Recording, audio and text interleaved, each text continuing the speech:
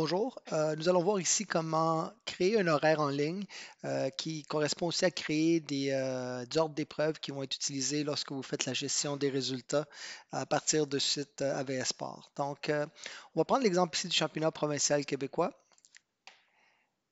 Donc, si vous êtes connecté comme administrateur, vous voyez le menu administrateur des résultats. Donc, c'est à partir d'ici qu'on rentre les résultats. Vous voyez que l'ordre des épreuves est défini ici. C'est généralement l'ordre par défaut dans lequel les épreuves ont été créées. Donc, ce n'est pas nécessairement l'ordre dans lequel les épreuves vont se dérouler. Et c'est souhaitable souvent d'avoir l'ordre des épreuves ici dans le même ordre qu'elles vont se dérouler. C'est toujours possible d'appliquer des filtres, comme par exemple, on peut filtrer par compléter en attente ou par groupe d'épreuves, et même quand c'est une compétition sur plusieurs jours par le jour de la compétition. Mais dans ce cas-ci, ce serait beaucoup plus facile de de créer un ordre des épreuves, donc de créer un horaire en ligne qui va aussi être utilisé pour les utilisateurs du site pour pouvoir recevoir leur propre horaire personnalisé. Donc, pour créer l'horaire en ligne, on va aller dans Ordre des épreuves. Donc, je vais cliquer sur Ordre des épreuves. Et donc, par défaut, ce que vous allez voir, donc c'est le même ordre des épreuves qu'il y avait dans la page précédente. Et si vous regardez l'heure des épreuves, ben, sont tous par défaut à 9 heures.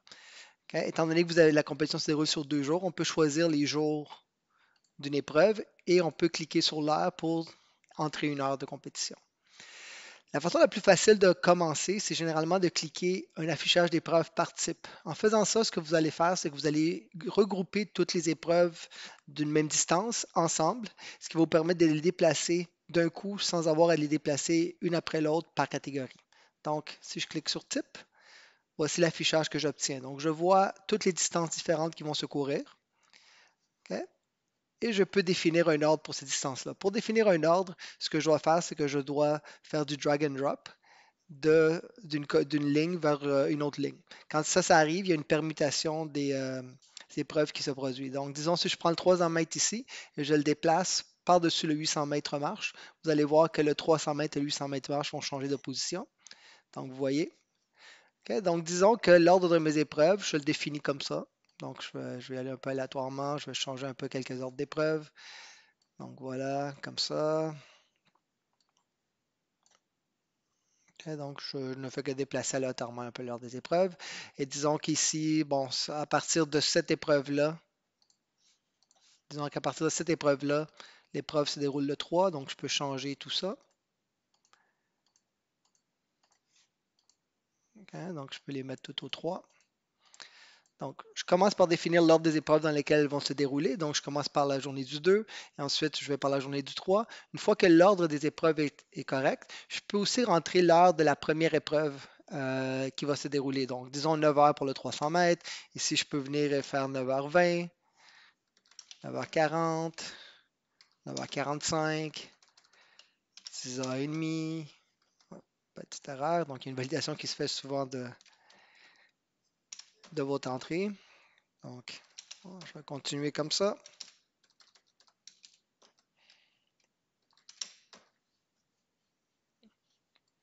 OK, donc, disons que par défaut, je les mets toutes à la même heure par la suite, juste pour simplifier un peu le travail.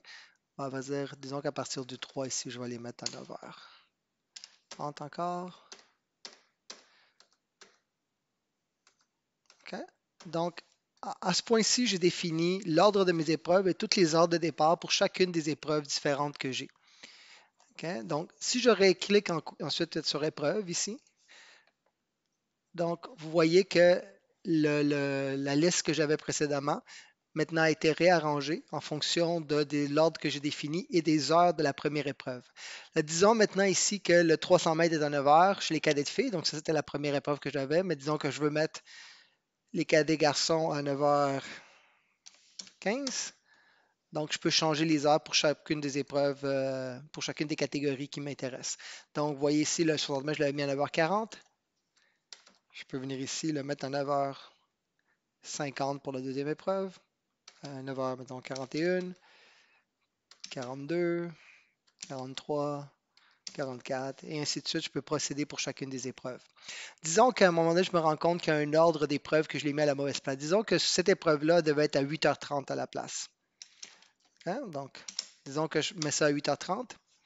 Je n'ai pas besoin de faire un drag and drop pour aller la remettre en premier. Je peux cliquer sur trier par date et heure, ou trier par date et heure les pelouses séparées. C'est souvent cette option-là qui est la meilleure parce qu'on veut généralement les pelouses un peu distantes des épreuves de piste. Donc, si je clique ici, j'accepte. Donc, vous voyez, le 5 km marche que j'ai entré à 9h30 parce que je m'étais trompé se retrouve maintenant au top de la liste, donc au sommet de la liste. Et ainsi de suite, je peux procéder pour chacune des épreuves de piste. Et je peux faire la même chose pour les épreuves de pelouse. Donc, vous voyez ici les épreuves de pelouse. Encore une fois, la meilleure option, c'est de commencer par les déplacer pour les mettre dans l'ordre d'exécution et ensuite venir ici et changer autant la date de l'épreuve que l'ordre de l'épreuve. Okay? Vous pouvez entrer ainsi toutes les heures d'épreuve pour les épreuves de pelouse. Donc, une fois que ça c'est fait, si vous voulez rendre cet horaire visible par vos utilisateurs, vous devez aller au menu administrateur, excusez-moi, configuration, ici, cliquez sur résultats, donc configuration, résultats. Vous voyez ici utiliser l'horaire en ligne. Donc, si vous choisissez oui, vous allez l'utiliser et ça va être l'horaire final qui va être affiché. Donc, ça va être affiché comme un horaire final. Si vous avez un horaire provisoire, par exemple, vous avez rentré l'horaire, vous n'avez pas encore les inscriptions. Donc, vous ne savez pas encore exactement l'heure de l'épreuve, vous pouvez choisir l'horaire provisoire. Dans notre cas, on a entré, on avait déjà les inscriptions, on a entré un horaire final, donc on va dire oui. Et maintenant, quand je retourne dans résultats, vous voyez que j'ai toutes les épreuves. Hop, attendez une minute. Voilà. Vous voyez ici que j'ai toutes les épreuves que j'ai définies et j'ai l'heure pour ces épreuves-là aussi. Vous voyez?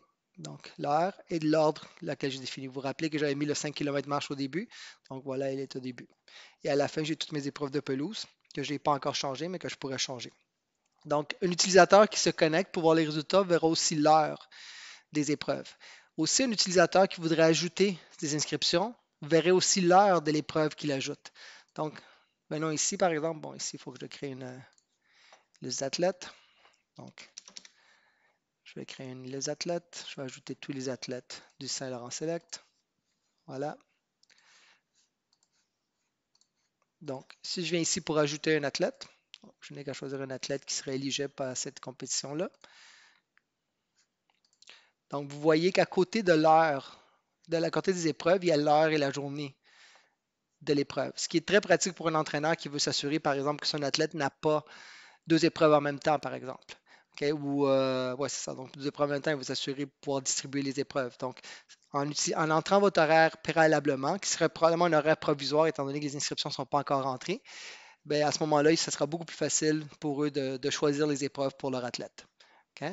Un autre avantage aussi, donc, si vous regardez, donc, disons que je lui donne les deux épreuves préférées de l'athlète. Donc, je soumets. Un autre avantage d'avoir entré l'horaire en ligne, c'est que l'utilisateur peut venir ici et cliquer sur Mon horaire et avoir un fichier PDF avec son horaire personnalisé. Donc, dans ce cas-ci, je n'ai qu'un athlète. Donc, vous voyez ici, le 160 mètres qualification est à 9h40. Il y a un 60 mètres final, mais il n'est pas encore défini, étant donné qu'on ne sait pas encore s'il fera la finale.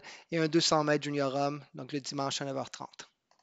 Okay? Donc, c'est une fonctionnalité qui peut être très intéressante pour vos utilisateurs. Donc, et voilà, donc c'est comme ça qu'on crée un horaire en ligne, qui est une suggestion pour la plupart de vos épreuves. Je pense que ça va faciliter votre travail à vous et ça va aussi faciliter l'entrée des inscriptions par vos utilisateurs. Voilà.